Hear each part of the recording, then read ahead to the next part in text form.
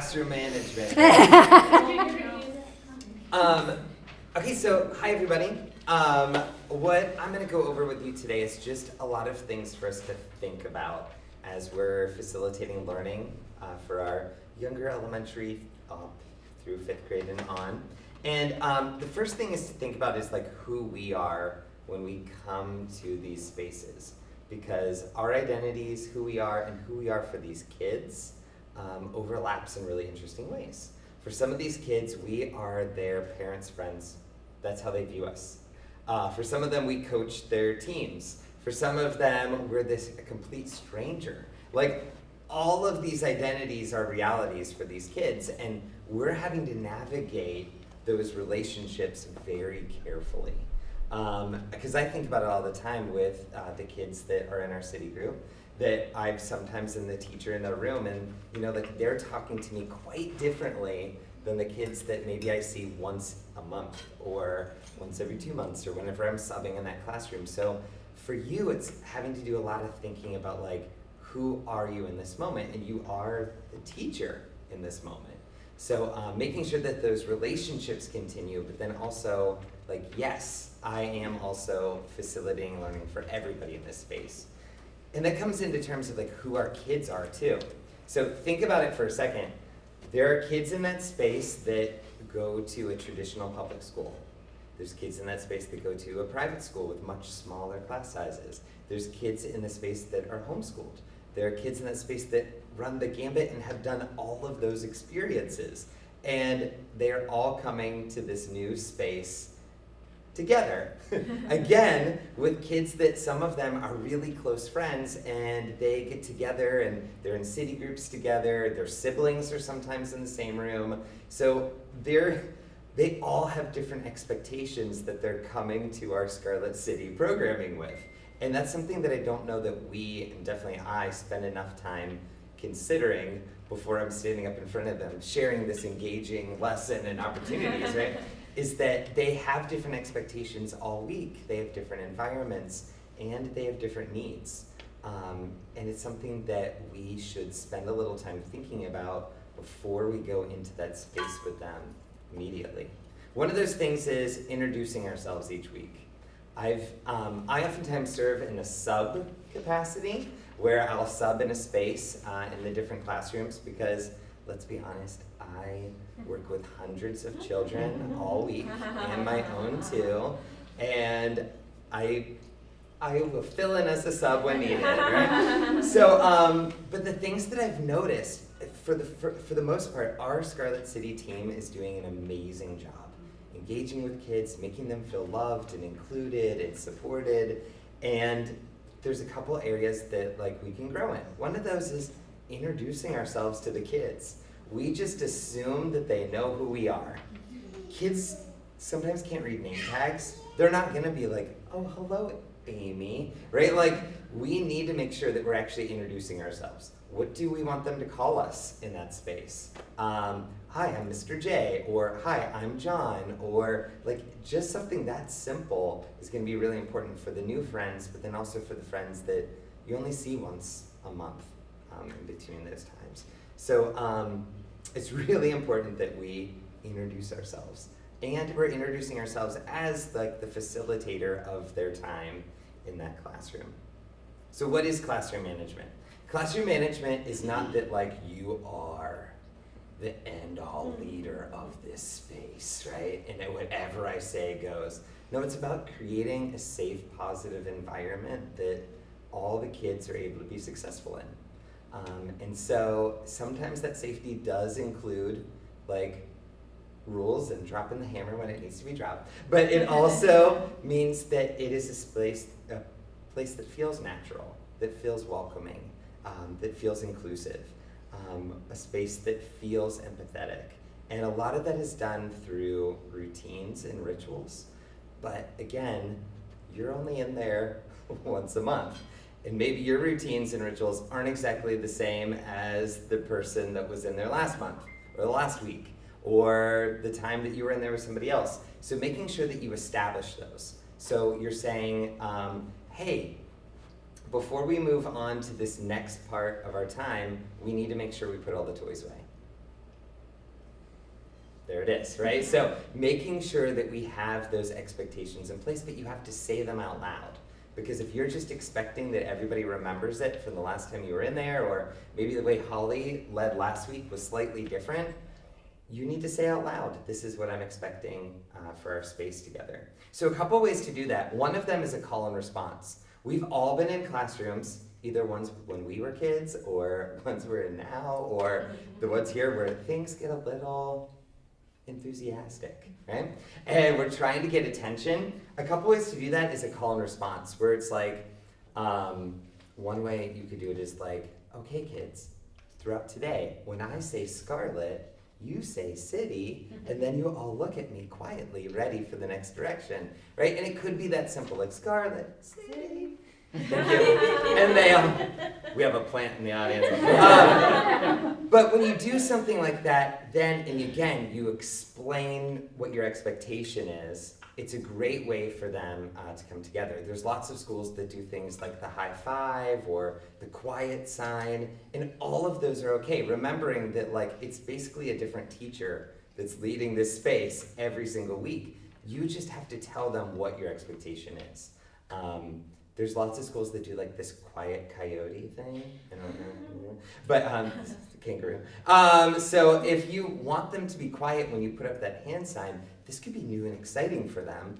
A lot of kids like new and exciting things, but you have to tell them what you want out of them. But a lot of that comes down to time awareness and a schedule. We were just talking about calendars and how having a giant calendar and everybody knowing what's coming up next is important. The same thing's true with preschoolers through 5th grade whenever it comes to their time in a space, right? They might be used to the way that Megan did last week and how they did this, and then they did this, and then they did this. But all of a sudden, I'm gonna do something a little bit different. I have a different spin on it. So me telling them, hey everybody, we're going to start by playing, then when we're done playing, we're going to have a snack, and then we're going to do a lesson, and then we're going to, because that might be a slightly different order than the person that did it last time. So laying out that expectation of what's coming next is going to help them flow through the time. Because sometimes kids, whenever there's something quite different in a space where they're familiar, they're feeling that loss of control and that safety that we want them to have, like in that space, so that they know what's happening. A lot of that comes also down to transitions and routines. So like if you're about to change, there was this amazing teacher I was in a class with a month ago where she was like, okay everybody, whenever we're gonna move from our coloring worksheet time to watching this video, and we're gonna be doing that in 2 minutes. So get ready, because in 2 minutes, we're gonna stop coloring and we're gonna move over here. And some of the kids were like, I'm done already, right? And it's like, okay, we have 2 more minutes. And then we're gonna come over here. And when she got down to closer to the time that we were supposed to move, she was like, okay, we have about 30 more seconds. It was all very calm. We're not gonna panic. We're all gonna make our way to the next activity. So it was really helpful. And one of those things that helps is that countdown, right? Letting them know. Now you don't want to start that countdown out too far. Like you don't want to be like, I'm counting down from 30, 29, 28, because you've lost them already, right? Typically when I do a countdown, I do this for different reasons. Sometimes it's, again, when I want to get their attention to give them an announcement or to make a change, I'll say like, okay, I need everyone to quiet down in 5, put down those crayons in 4, looking at me in 3, do I have everyone's attention in 2? All right, I'm ready, 1, right? And so you've given them these expectations where at the same time you are preparing them for what's happening next. So countdowns are great, just make it so long. I was watching the one video, I think in the pre-K room, where it's like they've got this countdown, and I was like, oh my gosh, this countdown is forever. But then I was like, why is this so long? But then in my mind, I'm like, oh, this countdown is so long. Those kids love it. And they sit there like, here comes the next thing. And I'm like, okay, they love it. I'm pretty sure it was like their favorite thing the entire time I was in there. So as I'm saying these long countdowns, that countdown is built in with entertainment factor, right? Yeah. So it's not like you're going to be like 30, 29, right? But those countdowns in those videos are something that appeals to them, and so use that one. Okay, so to reward or not reward, that is the question. As a teacher in a classroom, I always talk about how their time spent with me is their reward. So like, here I am, I'm not gonna be passing out treats, and I'm not gonna like bring a treasure box, but like that's my style of teaching and my understanding and expectation. We were talking, one of the rewards sometimes that's floated is like, oh, if we do really well together, we get to go outside. Well, we have to also remember that like being outside is something that like is also built in with many of the classes, and it might be a different expectation than the person from last week, right? And if we say that we're gonna go outside if everyone's really well behaved, well, what happens when we run out of time, right? So thinking about the way that we're using some of the things that are traditionally seen as a part of the programming as a reward is not very helpful. Food, I know that we already give out snack, and that's part of something that's, you know, allergy friendly, and we understand on the back of kids' shirts, but as a general rule, I never use foods as snack because it's part of what we need, right? Or food as a reward. Food as snack is important. So that's the challenge with rewards is, again, the difference from week to week. It's kind of like saying when substitute teachers enter another space, they don't necessarily know what happened the time before. So we have to be careful with that. Again, our time spent together should feel as a reward. Enough of that. The power of open-ended questions. We were just talking about that, right? Is that they're really great because they offer opportunities for sharing and for processing and for questioning, for being philosophical. But also don't be afraid to say, I don't know. Don't be afraid to say that. Don't be afraid to be like, wow, that's such a good question that I haven't thought about, or wow, that makes my brain hurt. But say, I don't know. Let's check in. Amy was just sharing that she's like, I always say, ask your parents. And like, yes, right?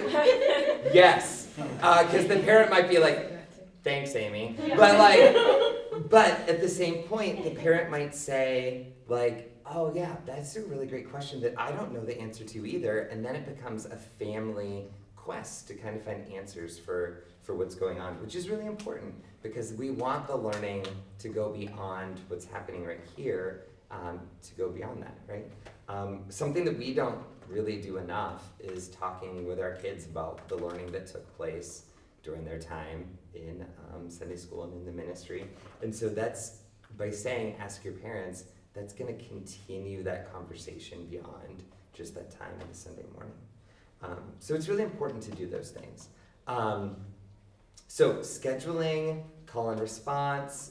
The other thing is, and I wrote this about the reward and not reward, is communicate the challenges with parents. We just talked about that slip that we're developing about things that happen when they fall and stuff like that, but you know, oftentimes something may be really frustrating in a moment for us, but like if there is something that the parents need to know, when they come to pick up their kid, you need to share that with them because they can have a follow-up conversation at home. It can be about that respect that they're showing you, even though you're their parent's friend. We can't be afraid to have those challenging conversations. Now, we're not gonna be like pointing blame all on the kid, but like if there are things that need to be addressed, we need to actually address them.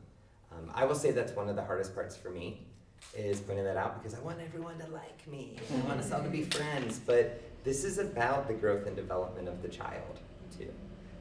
Socially, emotionally, spiritually. And the other thing is that I will say, when it comes to classroom management, oftentimes my preparedness is gonna make everything go so much better. If I've read the lesson and I understand and I look at it before Sunday morning, things are gonna go so much better for everybody. Because oftentimes my frustration and trying to come up with like, now what are we doing next? Or what's the point of this lesson?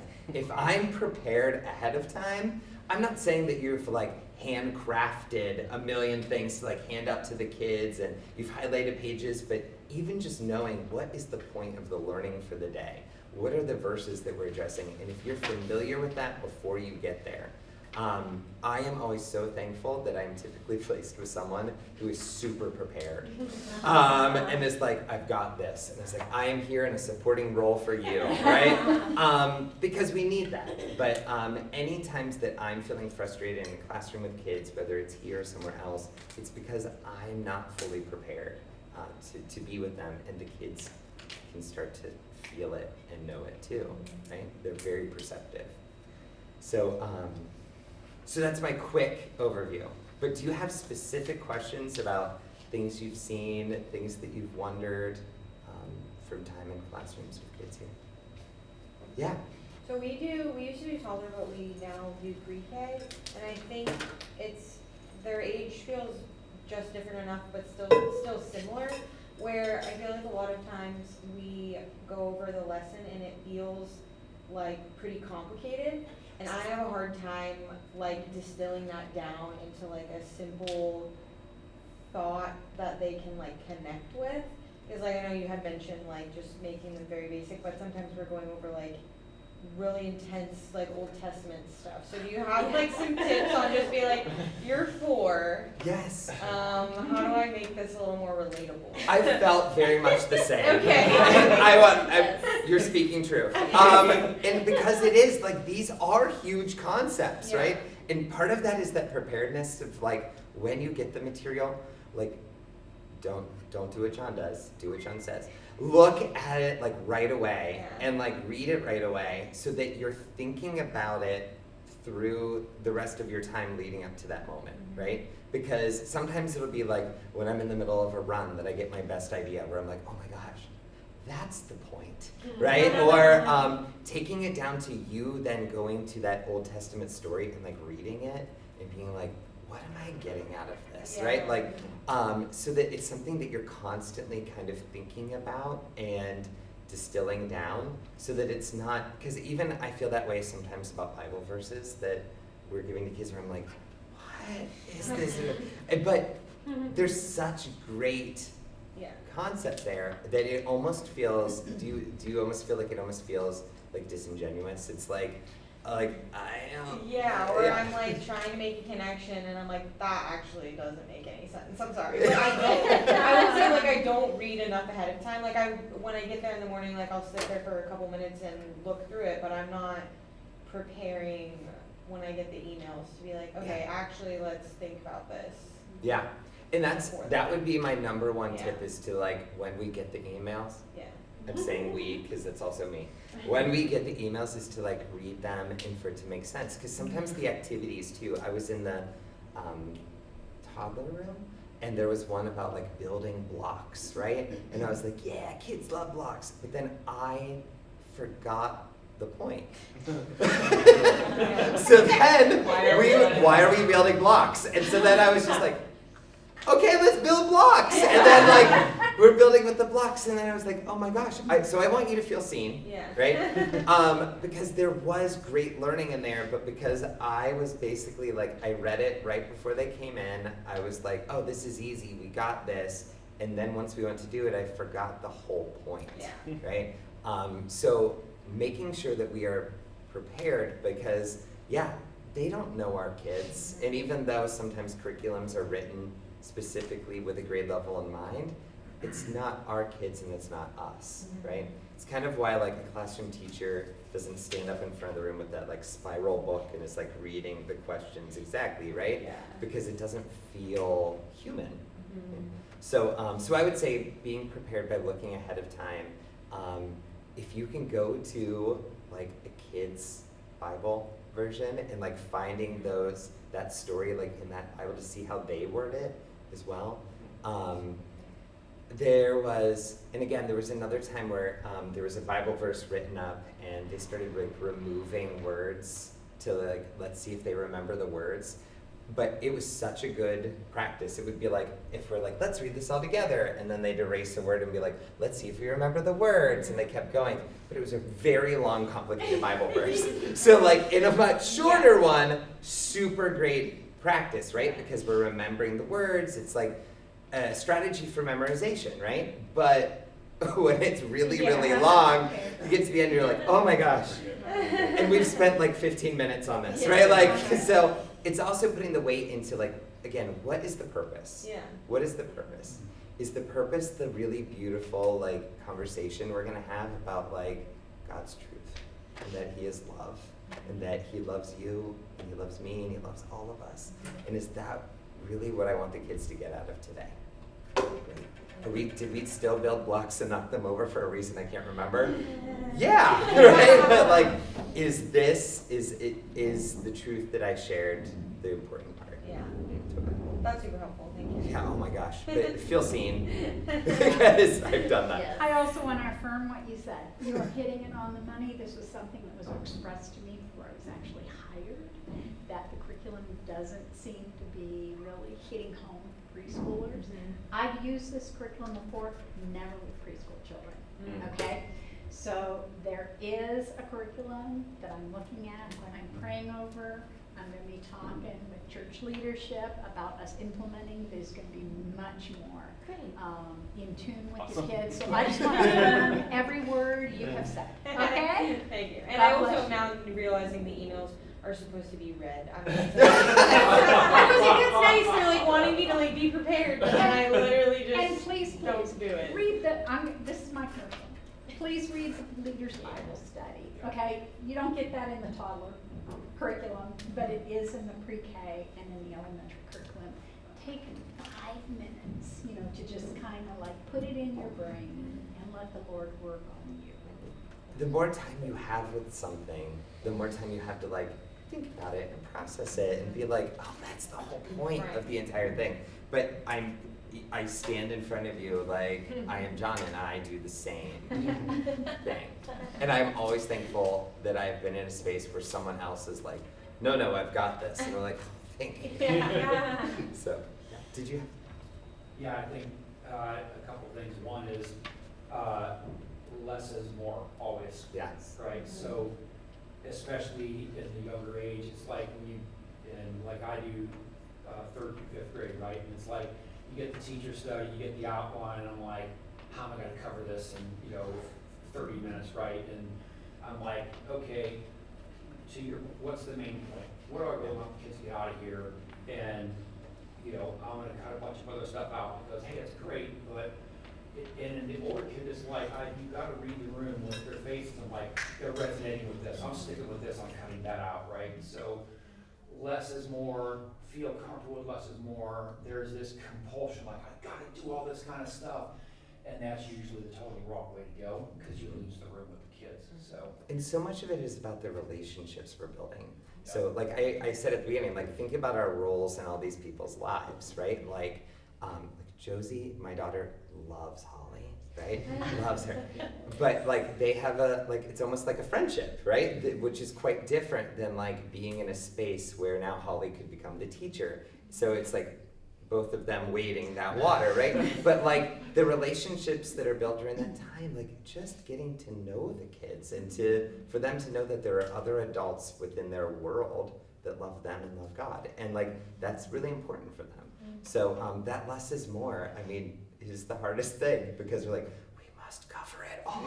We don't. Part of that is none of those kids know the outline you have in your hands. No. They don't know if you missed something. They don't care if you missed something. Yeah. And that's where the lies of the evil one come in, like, you're a bad teacher, you're this and that. It's like, you just gotta realize that's such an untrue thought. And the kids just don't know that. What they care about is you're animated. You're up here, you're animated, you're excited, you're whatever. If you're standing up there, well, let me get to my next point. Yeah. Yeah. So less is more, always. Well, I wrote down these things from Judy's thing earlier. So I am very Italian. So that makes sense a lot. And I was the biter in church nursery, and my mom reminds me all the time. So, yep. That was me. You've Thanks. broken that habit, right? You're on your own. I'm pretty okay with that now. Yeah. Yeah, Keegan. I would love, just as a teacher and educator, could you do an example conversation of how you would relate to a parent coming in, maybe they're in second grade and they had a really hard time in the class that Yeah. day. Yeah. They were just, trying to be funny with all their friends and not, how would you approach that Yeah. with a So, parent? In a way at church. that I would- love a good compliment sandwich, Okay, right? yes, Right? yeah. Where there's like that compliment first, where you're like, oh my gosh, I love having Jack in class. Uh-huh. He is so much fun, and he's got so much energy, and he's so silly. But Uh-huh. today we were really talking about how like there's a right time and a place for that. And right now I was trying to share about, and then you can share the message, like I was trying to share about God's love, and the whole time he was making these sounds and like it was carrying on, and I kept trying to redirect him, and it was as if he wasn't hearing me. And I really want this time to be really great for all the kids. I don't know if that's something you can follow up with him at home about, because I love having him in class, right? So it's like sandwich. I like that sandwich. And being really specific about what it was in class. Yep. Like if it was, they just kept yelling this specific word, or like being really specific, because Patty being chips, told, all being the told boys. like, if we had a hard time in class today. Okay, then they go to talk to their kids. Yep. Like, what happened? It was fine. Yeah, it was fine. What are you But, talking like, about? really specifically, 'cause then when They that were making conversation- these weird noises. They kept saying this. Every time I would talk, they would try to talk louder than me. Yeah. Whenever I was speaking and sharing our story, they just kept turning and talking to the person behind them. So I was always talking at the back of their head, right? And they wouldn't turn back around. So a lot of the times though, like I always talk to kids about the fact that like I'm a person and I have emotions too, right? But if you notice, like I didn't say like anything about like, and it made me really frustrated and sad, right? Because when you're talking to the parents, a lot of it is about like the other students' time in that class, right? No, I'm not going to say anything about like Ophelia, like, oh, Jack was doing this, so Ophelia couldn't, but it's like the other students couldn't, right? So that it's that general is specific while being general. Specific about their students' actions, but how it generally impacted everybody else. But the compliment sandwich, it's good because it shows that you do care. And I know it feels kind of like a weird, protocol, but it's true. You do love having this kid in class. You do want everyone to have a successful time. This thing in the middle happened that made it really challenging for us to do that. Yeah. And you want to see them again next time, and not every time they come be like, "Oh, here he comes," right? So, because I have those moments, not here, in my day job. Yeah. I think that same thing is true with that same kid. That kid needs a compliment sandwich, because you just don't, we live in such a negative culture, and kids get fed negativity all the time. So catching someone doing something right, even the smallest thing, and feeding that to the kid, because if they have that behavior in their classroom, they have that behavior everywhere. And odds are they're getting negative feedback a lot, right? Or, hey, if you continue to do this, this is going to happen. And there's room for that in some cases, but you gotta find those kids doing something right and let them know about it. And being, again, back to Holly's point, being specific. Yeah. So I'm proud of you because, right? And making sure that we're sharing those specific actions, those specific words they said. Again, the more specific we can be, the better for them, because then they'll replicate those things. Yeah, and going off of that, of like, if you know that kid is coming in, there's has been tension in the past, like giving them a job to do, giving them responsibility, and saying, I really need your help today with this. When we get to this point, can you step in? And because they will feel like, yes, like they'll take that. Because now they're taking ownership of the space itself, right? So having them pass out the water cups, even though the kid over here is like, it's like, yes, in a minute, right? But like giving them those activities is really going to help them take ownership of the space instead of them trying to control the space, which happens too.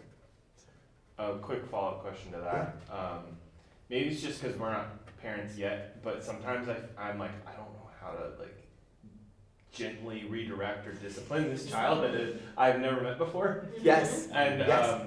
I kind of just try normally to do the best I can of like, hey, you're like, that's not, you can't do that right now, or we've got to be thinking about if someone has something in their hands and you take it from them, that hurts their feelings and that's not nice and we can't do that. I try my best to like how I think I'll do it. Yeah. But I don't know how that, like, what are they getting in other weeks? What are their parents, how are they doing it?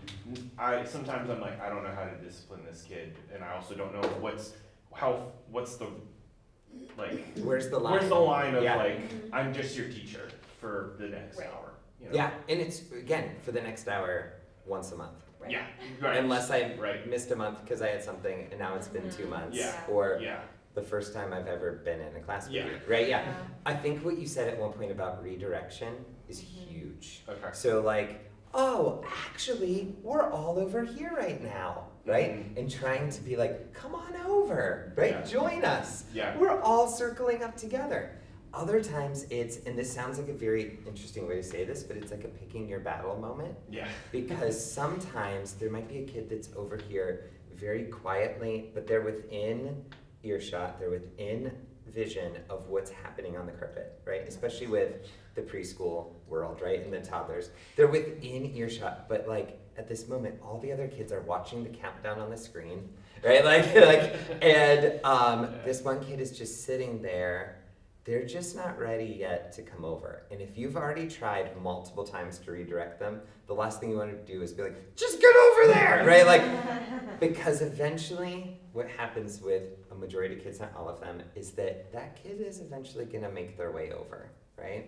Now, if they're doing something where they're hitting, they're being disruptive, sometimes it might be like, if there's multiple teachers, and they're going to be like, hey, we're going to just, right? And you're gonna walk down here, maybe you need to fill up the water container together. And you fill up the water container and you're just like talking to them and trying to stay calm, but you've removed them then from that situation so that hopefully when you go back in, it's almost like setting a restart, Yeah. right? Okay. So redirection, taking them for a little break, especially because the benefit of being in a space where there's multiple adults is you can do those things. Mhm. Sometimes you do need to fill up the water container, right? Like, Yeah. so just take your buddy along with you. You can also ask them like, hey, what's going on? Mm-hmm. What's going on? You all right? Yeah. Like, and just, again, asking those open-ended questions can start kind of feeling like, I already watched this video, or like, he took the thing from me. And then, oh, okay. Well, that's not how we should react, but let's talk about it. Like, so he took the toy from you, so you took it back from him. Okay, well, maybe we should have just sought out some help. Maybe we should, ask me for help. Is there something else we could play with? Like, Yeah. something Okay. like that. That's all. But, yeah. Yeah. Sometimes they'll be like, oh yeah, and they'll just move on. But again, generalizations, because we also have students that their emotional intelligence is way beyond. Yeah. And either that means that they feel everything deeply with everybody else, or that they just don't understand, the lack of justice, right? Yeah. So that's something that we're processing in real time too. Yeah. So, Yeah. and in that moment, don't be afraid. If there are like 3 adults in the room, 2 adults, be like, can you try? Right? Because Yeah. that's and asking the other person to tap it, Yeah. right? And give Yeah. it a try. Okay. Cool. Thank you. That's very helpful. Okay, I hope Yeah. so. Yeah. Well, clearly don't be afraid to ask Judy for any help. And then if you see me too, be like, okay, so this thing happened. What are your thoughts? Because we should talk about those things, because that's how we learn, and we're doing what's best for the kids that are in our spaces. So. And if we're all using similar strategies, then you might be different than the last week, but they said that kind of same, Yeah. we're actually not doing that right now, we're gonna put it here and come Yeah. back to it. And, Yeah. I think there was something at one point about things being posted in the classrooms or something, but that sort of thing too, of like, we had a list of tactics or something, and then that way we're all pulling from the same playbook a little bit. I think that would help a lot. Like similar language. At least I'd be confident, like, okay, we're all being very consistent in how we're Yeah, it's handling a good idea. situations and stuff. This is another piece we will work on that handbook. Awesome. Okay? Oh, great. Just to great. give some springboard suggestions so everybody's on the same page, especially when we do have people, varying from week to week. And if, So, That's great. we're developing that. and if they could be, like you said, like posted in the rooms succinctly, or Yeah. even just reminders. So even if it said something like countdown, redirect, like you'd be Yeah. like, oh yes, I read in my handbook, right? Oh, or I should have read in my handbook. Maybe a copy of the handbook is sitting there.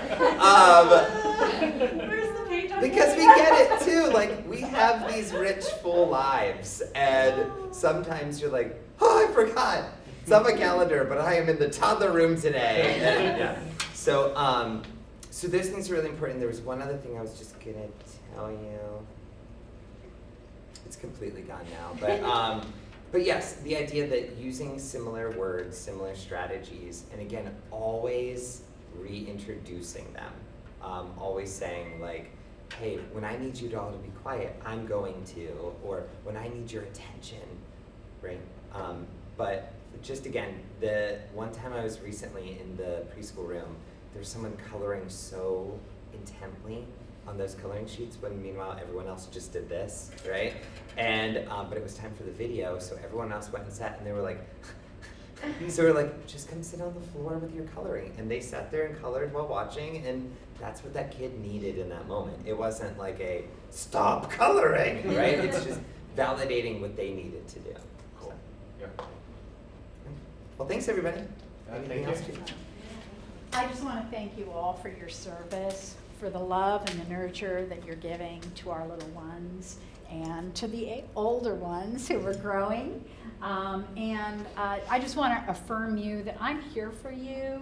I don't have all the answers. I've made mistakes, I've learned from them. I'm still making mistakes. I'm still learning from them. We're all a work in process, and that's okay. Isn't it wonderful that we serve a Savior who gives us second and third and fourth chances? And as we take that into the classroom as teachers and leaders, we can also communicate that to the children. We serve a God who gives us second and third and fourth chances when we're having a rough day. And even if we can't get the next thing right too, it's okay. The Lord is going to forgive us, and there's a next time. So thank you so much for investing your time in coming here today. I hope you feel that you've gained some equipping through this. I am open. I do not have surveys. No time for surveys. I am not good on surveys, guys, okay? So if you want a survey, you might want to put one in front of me. But I am open to feedback, okay? So please, don't feel you're gonna step on my toes or hurt my feelings. I've been around the block for a while. You can probably see it in my hair. I've been in ministry now for most of my life. So started as a teenager, been doing this since 50 years. 50 years if you include those teenage years. So God bless you all, and I just want to leave you with a benediction and a blessing, okay? Heavenly Father, I thank you for the hearts and the minds and the spirits of these people. I pray that you would continue to woo them into a loving relationship with you that is vast and deep and rewarding. I pray, Father, that you would equip them for every good work that you have for them in their lives. In Jesus' name, amen. Okay, thank you all. Thank Thank you. Yeah, of course. Yeah, of course.